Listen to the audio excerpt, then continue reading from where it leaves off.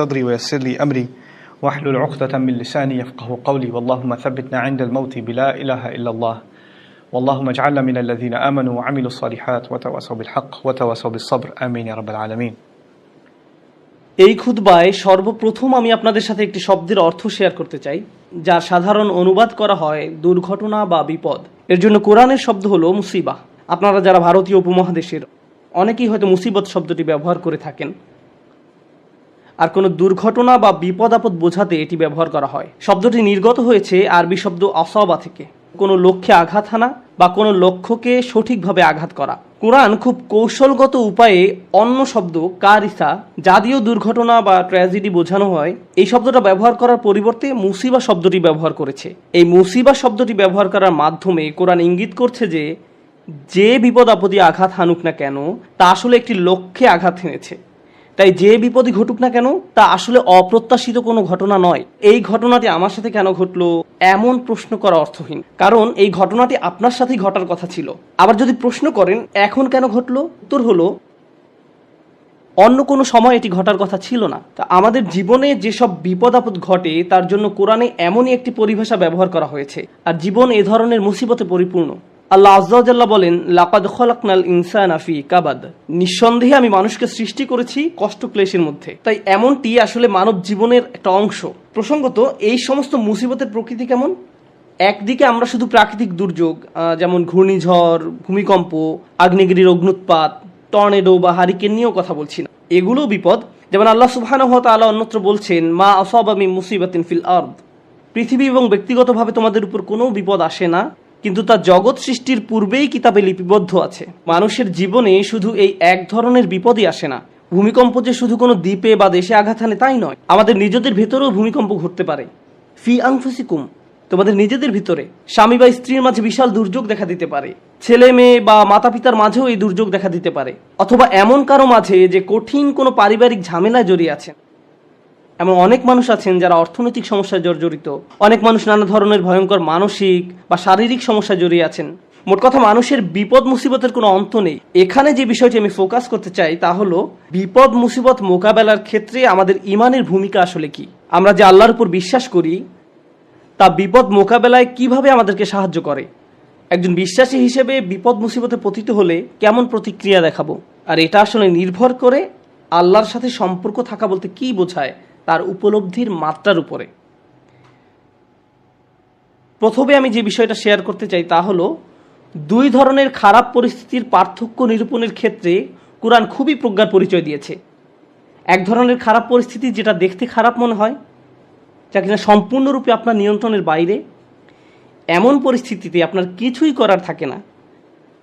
যেমন আপনি বন্যায় আক্রান্ত হয়ে পড়েছেন, আর এই বন্যা আপনি ঘটাননি, আপনি জাস্ট ওই এলাকায় বসবাস করেন, এটা এড়ানোর কোনো সুযোগ হয়নি। অথবা আপনি সেখানে বেড়াতে গেছেন আর বন্যায় আটকা পড়েছেন, আপনি জানতেন না যে এমন কিছু ঘটবে, এই সম্পর্কে কোনো রিপোর্ট ছিল না। তাই এই বিপদে আপনি নিজের কারণে পড়েননি, এটা সম্পূর্ণ আল্লাহর পরিকল্পনা। এখানে আপনার করার কিছুই নেই, আর আপনি এর থেকে কোনোভাবে বেরও হতে পারতেন না। এখন এটা এমন কারো বিপদে পড়ার থেকে সম্পূর্ণ ভিন্ন যে কিনা পত্রিকায় পড়েছে যে ঘূর্ণিঝড় আসছে, দয়া করে শহর ছেড়ে অন্যত্র আশ্রয় নিন, সুনামি হতে পারে। তখন সে বলল সমুদ্র সৈকত দেখার এটাই সেরা সময়, এবং সে সমুদ্র সৈকতের দিকে চলে গেল। তারপর তার খারাপ কিছু হলো। এখন সে এমনটা বললে হবে না যে এটা আল্লাহর কদর, আল্লাহর ইচ্ছার কারণেই আমি এই বিপদে পড়লাম। না, আপনি এমনটা বলতে পারেন না। আর আল্লাহ এই ব্যাপারে খুবই পরিষ্কার। তিনি সুবহানাহু ওয়া তাআলা বলছেন, ওয়ামা আসাবাকুম মিন মুসিবাতিন ফাবিমা কাসাবাত আইদিকুম, তোমাদের উপর যেসব বিপদ আপদ পতিত হয় তা তোমাদের কর্মেরই ফল, তুমি নিজেই নিজের উপর এটা আরোপ করেছো। এখন শুধুমাত্র এভাবে চিন্তা করাটাও সমস্যাজনক, কারণ যদি আপনি সিঁড়ি থেকে নামার সময় পিছলে পড়ে যান, তখন ভাবতে শুরু করেন আমি নিশ্চয়ই কোনো পাপ করেছি, তাই আল্লাহ আমাকে সিঁড়ি থেকে পড়ে যেতে দিয়েছেন, এটা আল্লাহর নিকট থেকে কোনো একটা সংকেত। আমি নিশ্চয়ই কোনো খারাপ কাজ করেছি, তাই আমার পা ভাঙার মাধ্যমে আল্লাহ আমাকে শিক্ষা দিয়েছেন। আপনি নিজের মতো করে ঘটে যাওয়া ঘটনাগুলোকে বিশ্লেষণ করতে থাকেন, আপনি অদৃশ্য কার্যকরণ কজ অ্যান্ড ইফেক্ট নিয়ে ভাবতে শুরু করেন, আর এই ধরনের চিন্তা চরম পর্যায়ে চলে যেতে পারে। তো এইখানে আমি যে বিষয়টিতে জোর দিতে চাই তা হলো আল্লাহর উপর বিশ্বাসীরা দুই ধরনের এক্সট্রিম পর্যায়ে চলে যেতে পারেন। একটি এক্সট্রিম পর্যায়ে হলো সবকিছুই আল্লাহর ইচ্ছায় ঘটছে, আমার এখানে করার কিছুই নেই, যাই ঘটুক না কেন আপনি আমাকে দোষ দিতে পারেন না, এটা আল্লাহর কদর। মা আসাবাকুম মিন মুসিবাতিন ফাবিইذনিল্লাহ, আল্লাহর নির্দেশ ব্যতিরেকে কোনো বিপদ আসে না। তিনি সূরা তাগাবুনে এই কথা বলেই দিয়েছেন, তিনি সরাসরি এই কথা বলেছেন। এটা আল্লাহর অনুমতিতেই ঘটে, আল্লাহর পরিকল্পনা এমনই ছিল। এখানে আমার করার কি আছে? এখন কোনো ছাত্র যদি কোনো পড়ালেখা না করে, স্কুলের কোনো অ্যাসাইনমেন্ট জমা না দেয়, তারপর পরীক্ষা ফেল করে এবং তার ফলে তাকে স্কুল থেকে বহিষ্কৃত হতে হয়, আর যদি সে জবাবে বলে এটা আল্লাহর কদর, আমার কি করার আছে? আর দ্বিতীয় এক্সট্রিম পর্যায়টি হলো, এমন অনেক বিশ্বাসী আছেন যারা সবকিছুর জন্য নিজেকে দোষ দেন। আল্লাহ আমাকে এত সব বিপদে ফেলেছেন কারণ আমি খুবই খারাপ একজন মানুষ। বিষয়টা নিজ থেকে না ঘটলেও অনেক সময় আশপাশের অজ্ঞ মানুষরা, এমনকি পরিবার থেকেও হতে পারে, তারা এসে আপনাকে বলে, জানো কেন এটা ঘটলো? কারণ তুমি একজন খারাপ কন্যা। কেন এটা ঘটেছে জানো? কারণ তুমি একজন খারাপ পুত্র। কেন এটা ঘটলো? কারণ তুমি তোমার শ্বশুরবাড়ির লোকজনের সাথে ভালো আচরণ করো না। না, ট্রাক আমাকে আঘাত করেছে কারণ ট্রাক ড্রাইভার ট্রাফিক সিগন্যাল মানেনি। আমি আমার স্ত্রী বা অন্য কারোর সাথে ঝগড়া করার কারণে এমনটি ঘটেনি। এভাবে অন্য মানুষরা এসে আপনাকে বলবে, অমুক অমুক কারণে আল্লাহ তোমাকে বিপদে ফেলেছেন, অমুক কারণে আল্লাহ তোমাকে বিপদে ফেলেছেন। মনে হয় যেন অদৃশ্য জগৎ থেকে তারা কোনো ইমেইল পেয়েছে যে অমুক অমুক কারণে এমনটি ঘটেছে, কজ অ্যান্ড ইফেক্ট।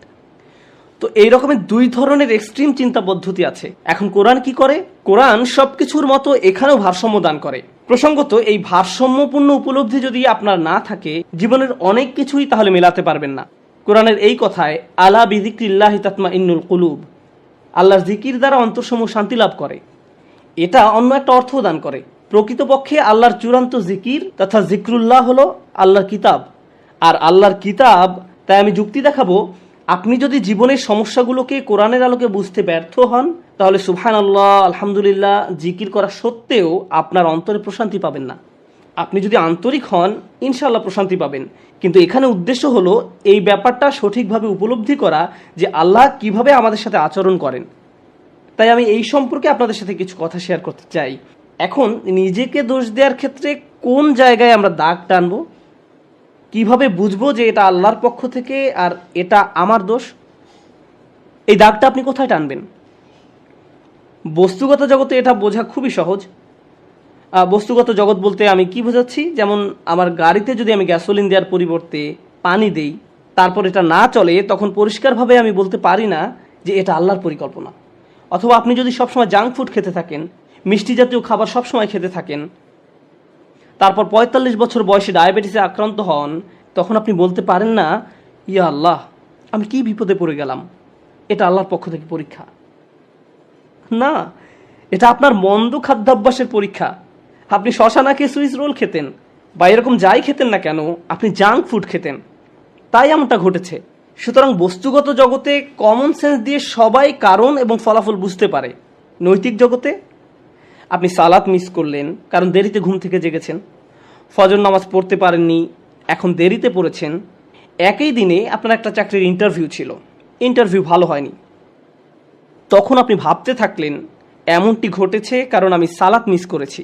এখন এর উত্তর হলো, সালাত মিস করার কারণে এমনটি হতে পারে, আবার নাও হতে পারে। নিশ্চিত করে জানার কোনো উপায় নেই। আপনি বা অন্য কারো পক্ষে এর আসল কারণ জানা কখনোই সম্ভব না। কিন্তু যে জিনিসটি আপনাকে সাহায্য করবে তা হলো, আল্লাহ বলছেন, আমি আমার বান্দার নিকট তেমন যেমনটি সে আমার সম্পর্কে ধারণা করে।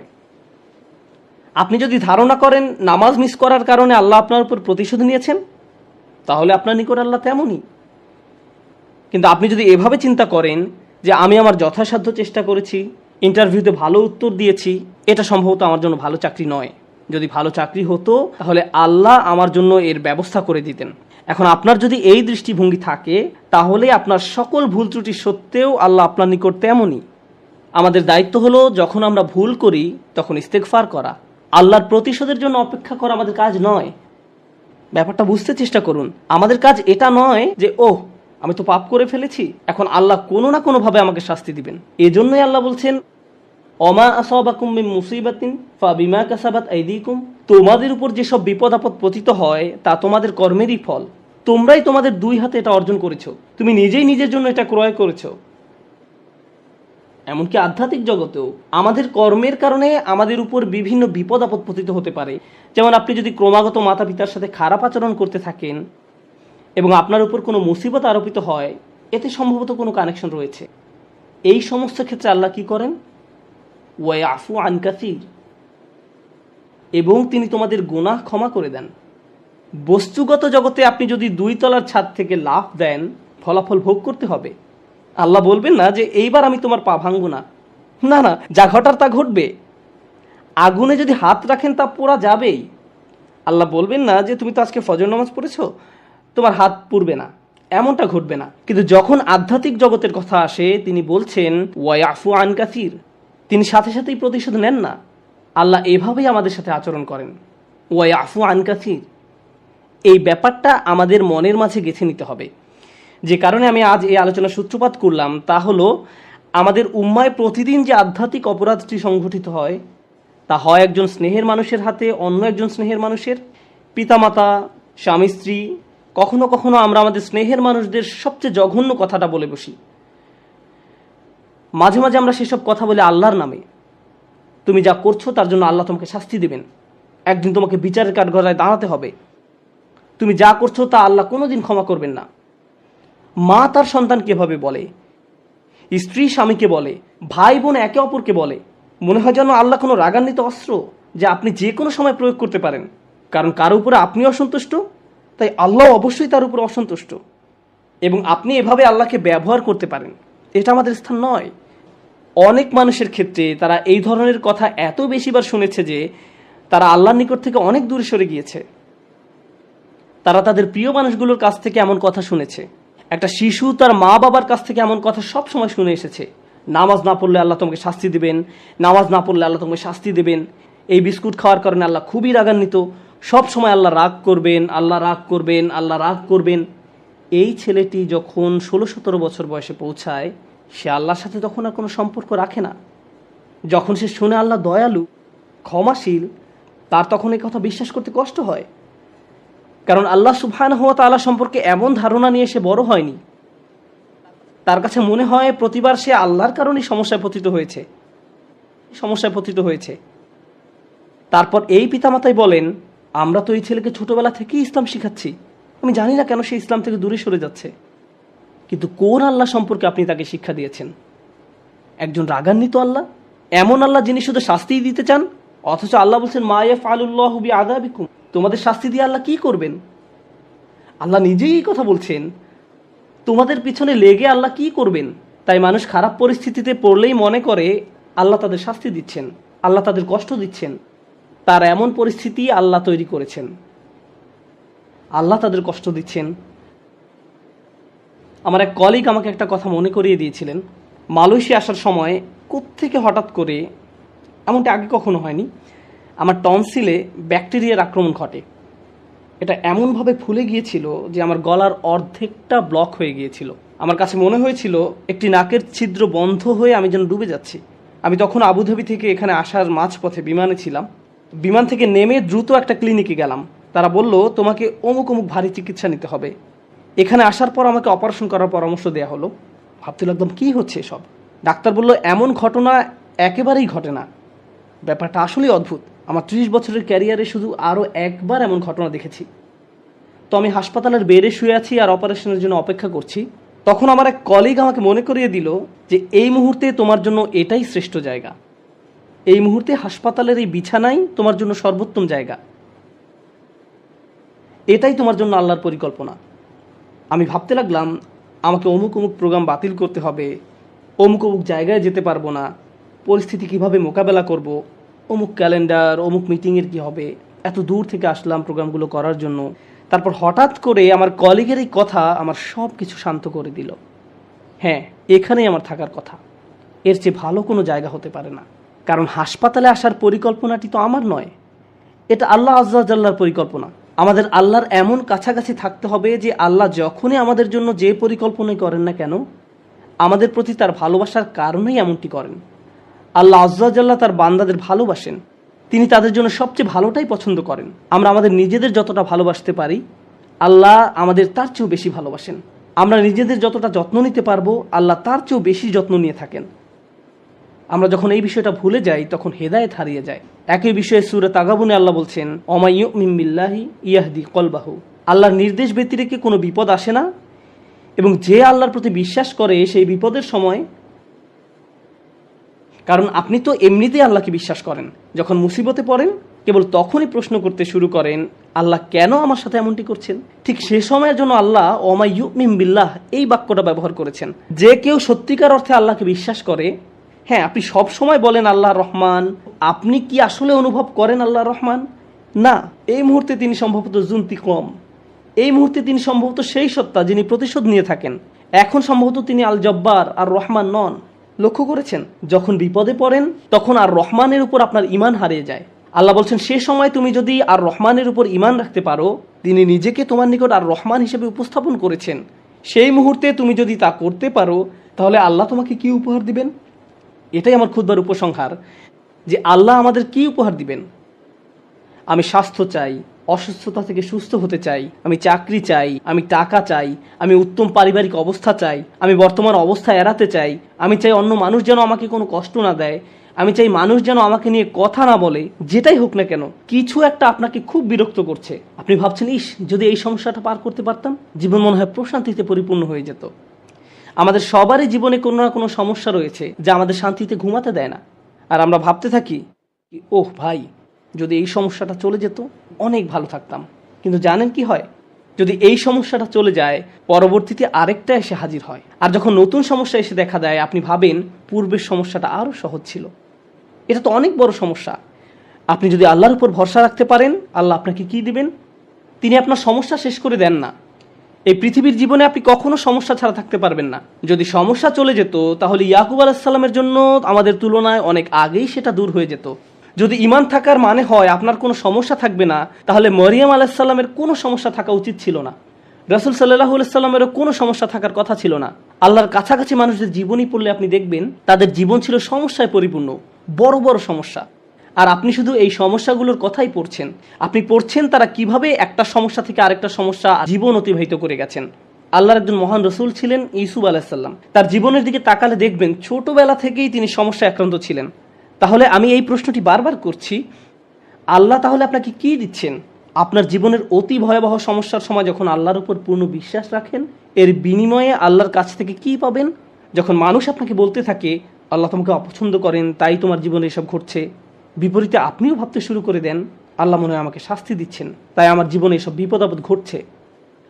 সেই মুহূর্তে যদি আপনি আল্লাহ সম্পর্কে সুধারণা পোষণ করতে পারেন, আল্লাহর প্রতি ভালোবাসা, নির্ভরতা এবং বন্ধন বজায় রাখতে পারেন, যে না, আল্লাহ আপনাকে কখনো ছেড়ে যাবেন না, এর বিনিময়ে তিনি আপনাকে কি দেবেন? তিনি সে লোকের হৃদয়কে পথ দেখান। আমি আপনাদের গ্যারান্টি দিচ্ছি, যদি আপনার সমস্যা চলে যায়, যদি সে সমস্যাটা অর্থ সংক্রান্ত হয়ে থাকে, এরপর অর্থ আসতে থাকে, যদি এটা পারিবারিক সমস্যা হয়ে থাকে এবং সমস্যাটা দূর হয়ে যায়, এই দুনিয়ার কোনো অর্জনই সেই একটা গিফটের তুলনায় কোনো মূল্য বহন করে না। আর সেই একটি গিফট হলো ইয়াহদি কলবাহু, তিনি সে লোকের হৃদয়কে পথ দেখান। আপনার অন্তরে প্রশান্তি থাকবে, জীবনে যাই ঘটুক না কেন আপনার মুখে তখনও হাসি থাকবে। তখন মানুষ আপনার দিকে তাকিয়ে বলবে, আরে তুমি হাসছো কেন? তুমি কিভাবে ঠিক আছো? দেখো না তোমার কি অবস্থা হয়েছে। আপনি তখন বলবেন, হ্যাঁ, সব ঠিক আছে। যদি আপনি এই আচরণ রপ্ত করতে পারেন, এমন অনেক মানুষ রয়েছে যাদের টাকার কোনো অভাব নেই, তারপরেও তারা ঘুমাতে পারে না। আপনার কল্পনায় যেসব কিছু মানুষের জন্য সুখ নিয়ে আসার কথা, তার সবই তাদের আছে, কিন্তু তবু তাদের মানসিক শান্তি নেই। তাদের নেই সেটা। তারা নিজেদের উপর খুশি নয়, বিভিন্ন রকম ড্রাগ এবং মদ পান করে, বাস্তব দুনিয়া থেকে নিজেদের সরিয়ে রাখে। তারা বাস্তবতার মুখোমুখি হতে পারে না। অন্য মানুষরা তাদের ভিডিও দেখে বলে, ওয়াও, তাদের বাচ্চাদের দোলনাটা কি সুন্দর, তাদের গাড়িটাও কি চমৎকার, আমরাও এগুলো চাই। ইয়া লাইতালানা মিসলা মা উতিয়া করুন, ইস, কারুনের যা আছে আমার যদি তা থাকতো। বসের মতো জীবন। পক্ষান্তরে আপনি যদি আল্লাহর দিকে ফিরেন, তাহলে তিনি আপনাকে এমন কিছু দান করবেন যা কোনো টাকার অঙ্কে কেনা সম্ভব নয়। খ্যাতি বা জনপ্রিয়তা যা আপনাকে দিতে পারবে না। আর তা হলো ইয়াহদি কলবাহু, তিনি আপনার হৃদয়কে পথ দেখাবেন। এটাই ঈমানের সর্বশ্রেষ্ঠ পুরস্কার। এটাই হলো বিপদে পড়ার সর্বশ্রেষ্ঠ পুরস্কার। এখন আলোচনার উপসংহারে এসে বলতে চাই, মানুষ অনেক সময় বিভিন্ন সমস্যা আটকে পড়ে। আপনি আটকে পড়েছেন, আমি আটকে পড়েছি। কখনো কখনো আমরা এখান থেকে মুক্তির কোনো উপায় দেখি না। ওই পরিস্থিতিগুলো হলো আমাদের আল্লাহর পক্ষ থেকে সর্বশ্রেষ্ঠ উপহার দেওয়ার একটা উপায়। ওই পরিস্থিতিগুলোতেই তিনি আমাদের অন্তরগুলোকে পথ প্রদর্শন করেন। আমরা যদি কেবল সেই পরিস্থিতিগুলো ব্যবহার করে আল্লাহকে পেতে পারি, আল্লাহর সাথে কথা বলতে পারি, এর জন্য আপনাকে আরবি জানতে হবে না, এর জন্য আপনাকে অনেক বেশি কোরআনও জানতে হবে না। জাস্ট আল্লাহর দিকে প্রত্যাবর্তন করুন আর বলুন, ইয়া আল্লাহ, আপনি তো সর্বশ্রেষ্ঠ পরিকল্পনাকারী। ইয়া আল্লাহ, আপনার মতো কেউ আমাকে ভালোবাসে না, কেউ আমার প্রতি আপনার মতো যত্নবান নয়। এটা কখনোই সম্ভব নয় যে আপনি আন্তরিকতার সাথে আল্লাহর নিকট হেদায়েত কামনা করবেন আর তিনি আপনাকে ফিরিয়ে দেবেন। আপনি যদি আল্লাহর কাছে একটা গাড়ি চান, তিনি হয়তো আপনাকে তা নাও দিতে পারেন। একটা বাড়ি চান, তিনি হয়তো আপনাকে তা নাও দিতে পারেন। আপনি যদি তার নিকট আপনার রোগ ভালো করে দেওয়ার জন্য দোয়া করেন, হয়তো তিনি ভালো করবেন অথবা ভালো করবেন না। কিন্তু একটি বিষয়ে নিশ্চিত তিনি আপনাকে দিবেন, যদি আপনি আন্তরিকতার সাথে প্রার্থনা করেন, আর তা হলো হেদায়েত। তার সন্তুষ্টিপ্রাপ্ত বান্দাদের দলে চলার পথ, গাইডেন্স, তিনি আপনাকে এটা দেবেন। আর যখন তিনি আপনাকে এটা দান করবেন, তখন এমনিতেই অন্য সব সমস্যার সমাধান হয়ে যাবে। আল্লাহ তাআলা আমাদেরকে সেসব মানুষদের অন্তর্ভুক্ত করুন যারা সত্যিকার অর্থে তার নিকট হেদায়েত চায়, আর আমাদের জীবনের সকল সমস্যাগুলোকে তার কাছাকাছি হওয়ার মাধ্যমে পরিণত করুন, যেন তার নিকট থেকে আমরা হেদায়েত পেতে পারি।